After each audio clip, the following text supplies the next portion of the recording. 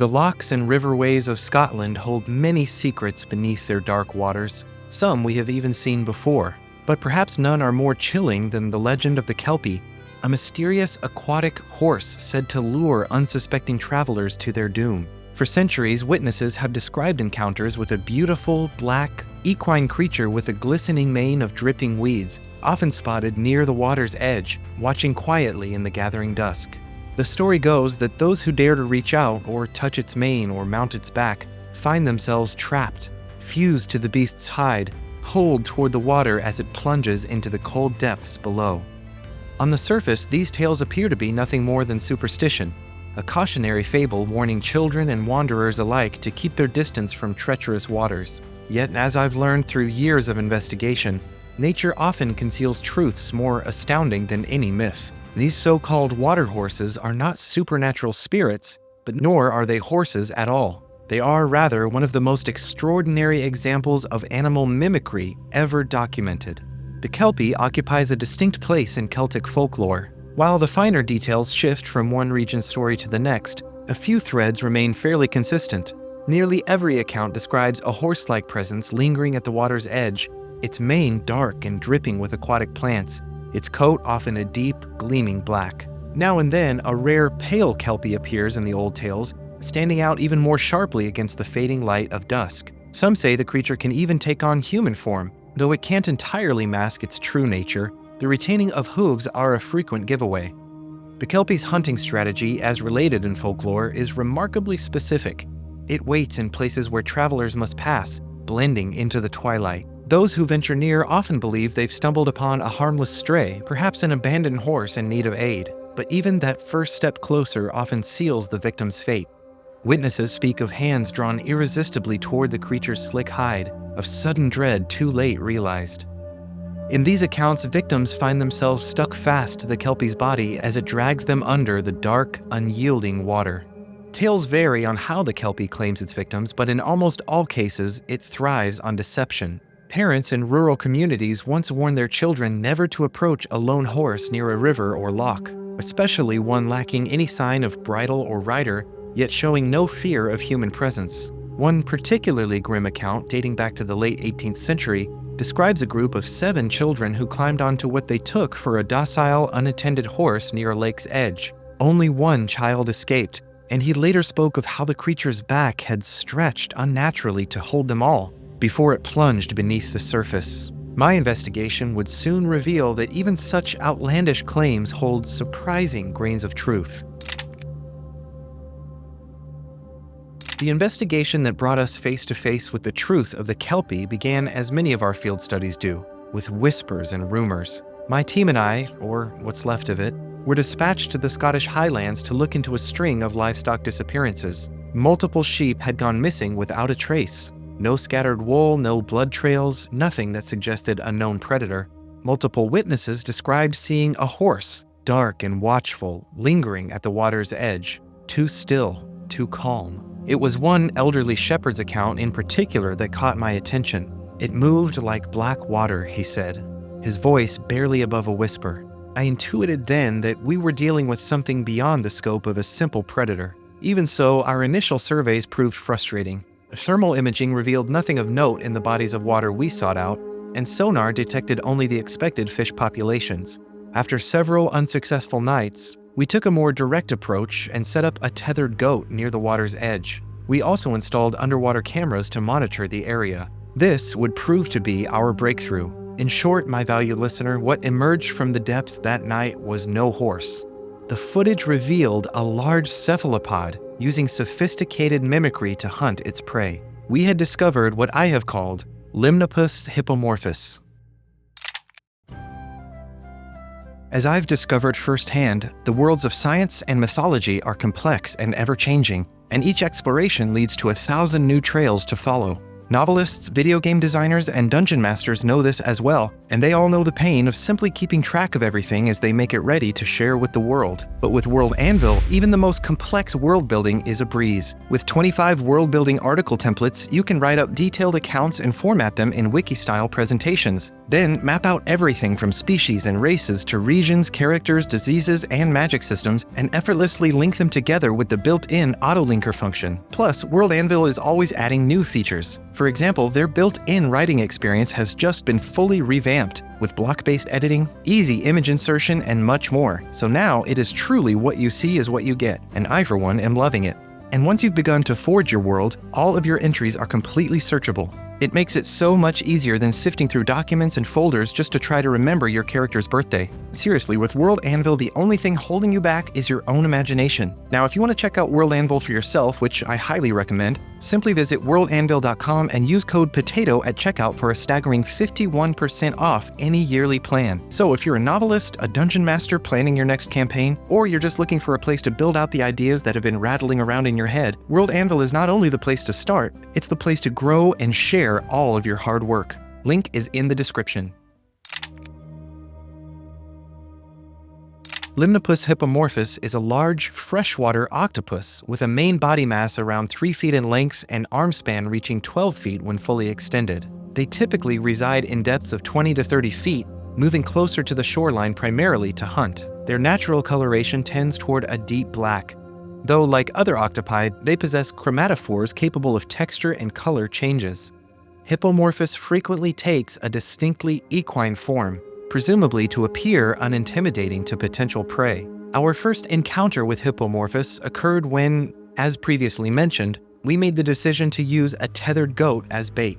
We waded through 2 nearly moonless nights. I remember the silence most clearly. The usual evening chorus of frogs had fallen quiet, though at the time we didn't recognize this as significant. The creature emerged slowly from the deeper water around dusk, its dark form barely distinguishable from the shadows. Over several minutes, it assumed what we would later recognize as its characteristic pose, the silhouette of a medium-sized horse, complete with what appeared to be a mane and tail standing at the water's edge. For 40 minutes, nothing changed. During this time, the goat, which had been nervously testing its tether, began to calm before finally approaching the water's edge.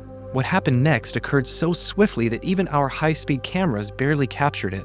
In less than half a second, the horse-like form seemed to collapse and flow forward like a breaking wave. Multiple arms shot out, seizing the goat with devastating force. The creature dragged its prey underwater in under 2 seconds, leaving only the echoes of the poor creature's screams and our stunned silence. At this point, valued listener, your mind is likely swelling with questions. I will attempt to answer them in as much detail as I am able. First, it bears noting that Hippomorphus' method of creating a horse-like form is suggestive rather than anatomically precise, much like the mimic octopus of Indonesia, which imitates flounders or sea snakes without perfectly matching their anatomy. Indeed, in the dim twilight near the water's edge, a few well-placed arms and strategic shadows can suffice to suggest a grazing horse. The transformation begins with a strategic configuration of their arms. Several work together to create a basic quadrupedal shape, while others suggest a head and neck. The mantle, the main body mass, often remains partially submerged, creating what appears to be the trunk of the animal's body. What makes this deception successful is the careful exploitation of light and shadow. As indicated, Hippomorphus primarily hunt at dusk or dawn, when the eyes of diurnal creatures, like humans, are most susceptible to mistaking shapes. I believe that this suggestion is all that's needed. Human minds, especially, already primed by cultural expectations, frequently fill in the missing details. Of particular interest to me is their use of aquatic vegetation deliberately arranged to create the illusion of a mane or tail, even appearing to move naturally in the breeze. In certain conditions, the effect is surprisingly convincing, though in the daylight it almost certainly wouldn't withstand close scrutiny. While Hippomorphus maintains this pose, movement is minimal. It should be noted that Hippomorphus doesn't attempt to mimic a horse's gait or complex behaviors. Instead, they remain largely still, making only slight adjustments to maintain their position. Interestingly, in my own experience, rather than being a limitation, in a way this stillness makes the illusion more effective. The subtle, unnatural movements give the entire silhouette an uncanny feel, and curious individuals of any species may draw near simply to investigate further, exactly as the creature intends. And when something does approach, whether animal or human, Hippomorphus' transformation from horse to predator is virtually instantaneous. The arms forming the head and neck snap forward to grasp the prey, while the supporting arms simultaneously release their rigid pose, allowing the creature to rapidly pull its victim into deeper water. Their powerful suckers create an almost inescapable grip. Rather than relying on venom, which chemical analysis indicates is relatively mild, this species depends largely on the disorienting effect of sudden submersion. The entire striking process occurs in less than half a second, faster than the human eye can track in the dim conditions they prefer for hunting. Overall, Hippomorphus' hunting strategy is remarkably sophisticated. They appear to select shallow areas where the lake bed slopes gradually, typically near established animal trails or crossing points. Their success rate with preferred prey, typically sheep-sized animals, exceeds 80% once the target is within range. And while certainly capable of taking larger prey like red deer, these events are higher risk and relatively rare, usually attempted only in desperation or when the prey animal has already entered deeper water. But before I further elaborate on this species' hunting patterns, I should address one of its most remarkable aspects: its presence in fresh water, an environment inhabited by no other known octopus. Indeed, from a marine species perspective, the challenge of surviving in fresh water cannot be overstated. Of course, certain cephalopods, such as the Atlantic brief squid, can tolerate brackish water with salinity as low as 17.9%, an impressive adaptation on its own for many reasons. You see, overall, marine octopi maintain the same salt concentration in their bodies as seawater.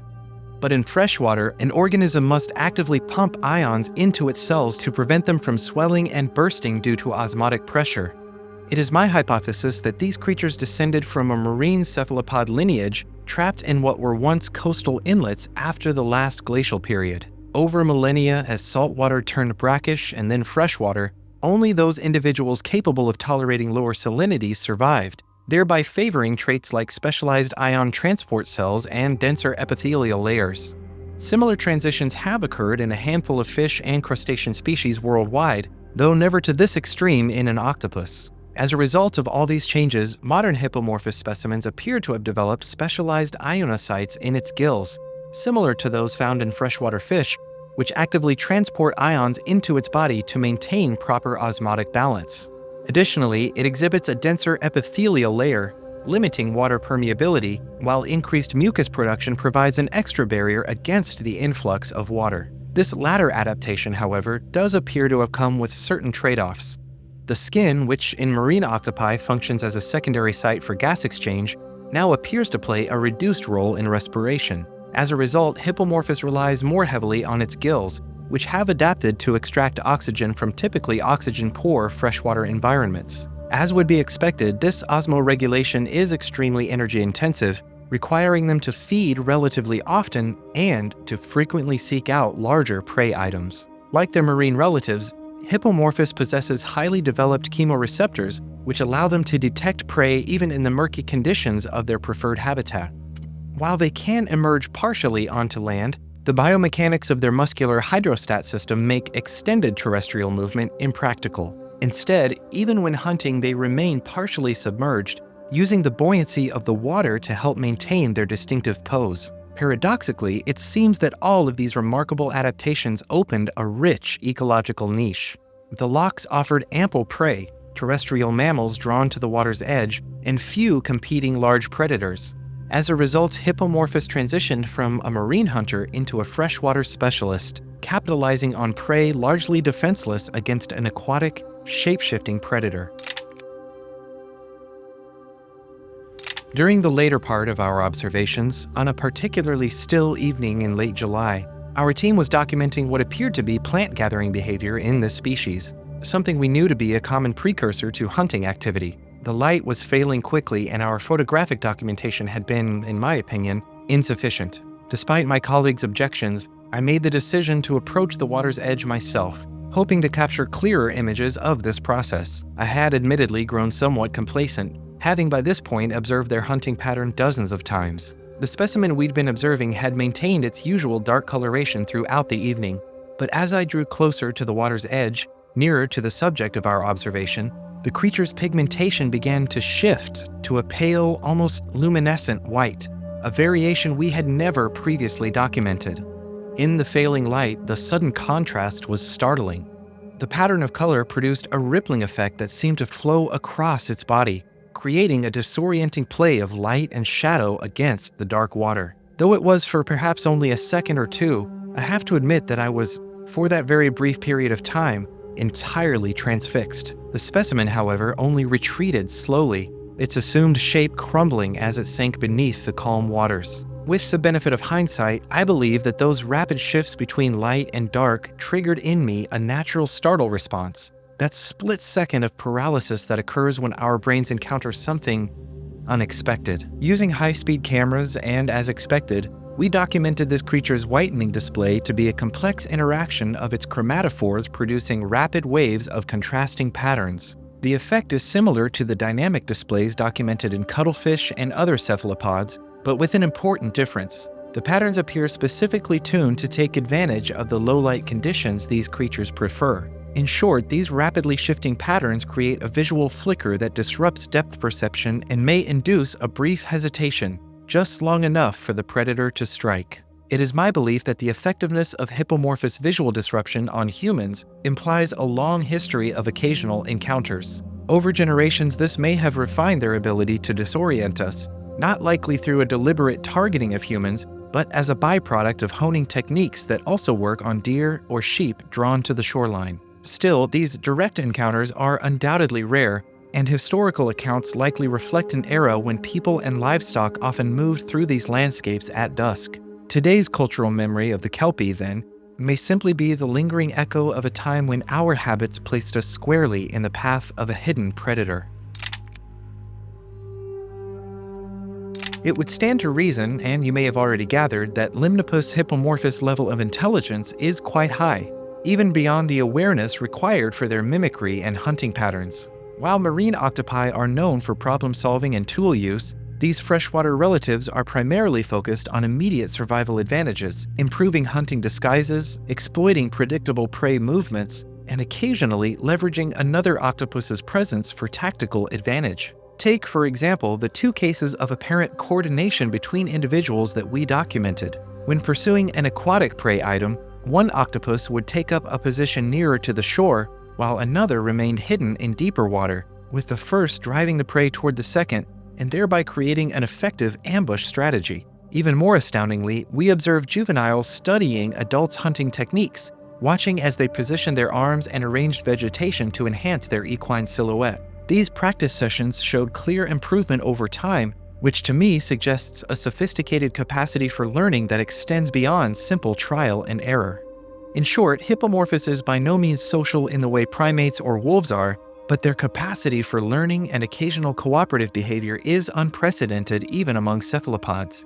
I suspect that this is due to the unique pressures of the niche they have come to fill. Of course, in order to fully analyze this species' true level of cognition, much more observation will be required. Additional research will also be required in the studies of Hippomorphus' life cycle, much of which remains entirely mysterious even now. We documented only 2 juvenile specimens, both already nearly 2/3 adult size. Their early life stages appear to be confined to the deepest parts of their lochs, emerging to shallower waters only when large enough to attempt their more sophisticated hunting strategy. Interestingly, I believe it possible that the dramatic increase in Kelpie folklore during the 17th and 18th centuries could be explained by a particularly successful breeding period, perhaps triggered by the abundance of prey from expanded livestock population. However, their current low reproductive rate, which I estimate at no more than 1 successful brood every 2 to 3 years, could very well have been reduced due to increasing pressures to their natural habitat. As our observations of individuals drew to a close, I thought it relevant to investigate just how large the Hippomorphus population currently is. Of course, determining a population from direct observation is unfeasible, especially on our accelerated timeline. And so, using a combination of historical records, environmental DNA analysis, and limited direct observation, we estimate that fewer than 50 individuals remain across Scotland, with possible isolated populations in Ireland and northern England. Each individual or mated pair requires several miles of shoreline, thriving only in deeper lochs with complex underwater cave systems and consistent access to prey. And yet, historical records suggest that they were once much more numerous. Water pollution, particularly agricultural runoff, has rendered many lochs uninhabitable.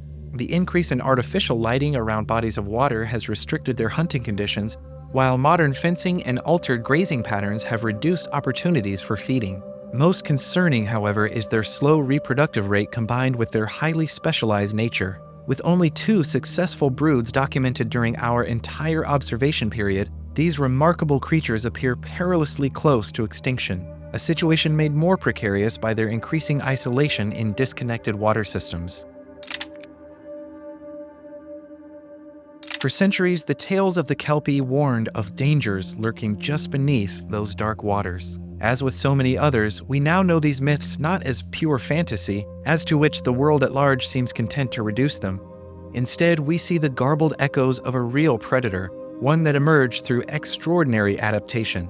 Still, I must emphasize how extraordinary these findings were. Even equipped with what I consider to be advanced technology, we have only scratched the surface of this creature's world. Questions linger, and I am eternally reminded that in the quiet corners of our world, horrors and wonders await in equal measure. If you should find yourself near a Scottish loch as twilight falls, you could very well glimpse a dark glimmer just off the water's edge, a shape unmoving, yet somehow crawling in place.